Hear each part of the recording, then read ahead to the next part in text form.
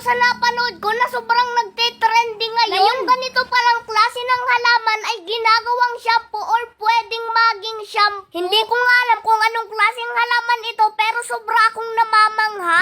Totoo kaya ito mga kakulit? Masubukan nga. Tara, let's go! Dahil sobrang akong namamangha doon sa napanood ko na yun, kaya naman ngayong araw na ito ay maghahanap ako ng ganong klase ng halaman. Kinuha ko na nga yung susi ng aming motor at magpapasama na nga ako kay Papa. Dahil siya nga ang may alam kung saan kami makakatagpo ng ganong klase ng halaman. So ngayon nga pala mga kakulit ay nandito nga pala ako sa bukid.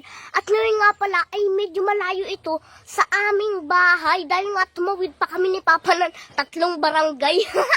So ngayon mga kakulit, dahil gusto ko nga malaman kung totoo nga ba talaga yung napanood ko na yun, kaya naman pumunta kami dito. Dahil sabi nga ni Papa, yung ganong klase daw ng halaman ay sa ganitong lugar nga lang daw makakakita nun. Sobrang napapamangha nga ako dun mga kakulit sa napanood ko na yun. Dahil kung totoo nga ba talaga yun na pwedeng maging shampoo, ay hindi ko na kailangan na bumili pa ng shampoo tuwing maliligo ako. So ayan mga kakulit, at tamang-tama nga, parang medyo 1 linggo na rin akong hindi naliligo. At kung makakakita nga kami dito mga kakulit ni Papa ng ganong klase ng halaman at kung totoo nga ba na yun ay magiging shampoo, tamang-tama at may tubig na rin dito at diretso na rin akong maliligo. Kaya naman, so ano pang hinihintay natin mga kakulit? Hanap na tayo ng ganong klase ng halaman. Tara! Parang ang itsura niya mga kakulit ay payat lang yung katawan niya. Tapos, makitid lang yung dahon niya, ganun. Kaya naman sana makakita ako dito ng ganong klase ng halaman. Yan mga kakulit, at maghahanap-hanap pa nga tayo dito.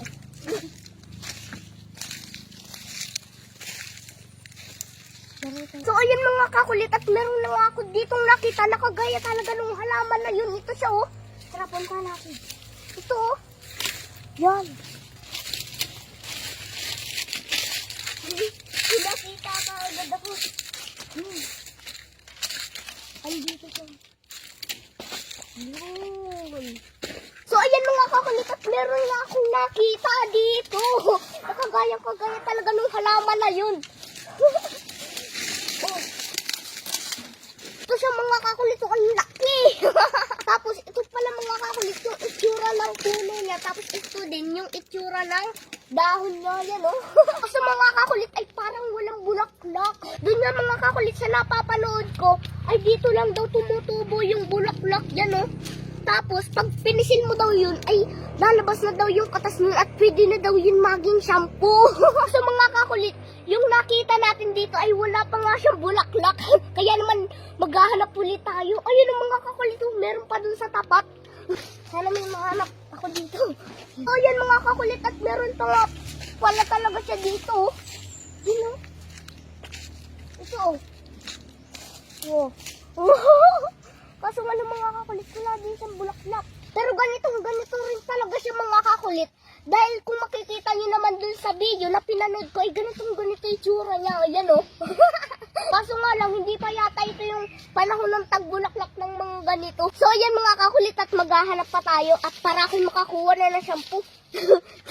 Para ako'y makaligo na rin. Dahil 1 linggo na yata yun ah.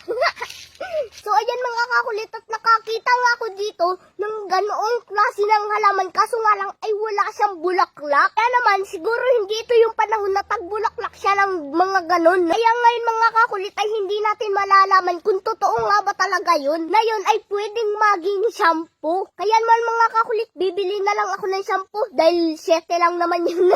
Tara, let's go. Para ako'y makaligo na.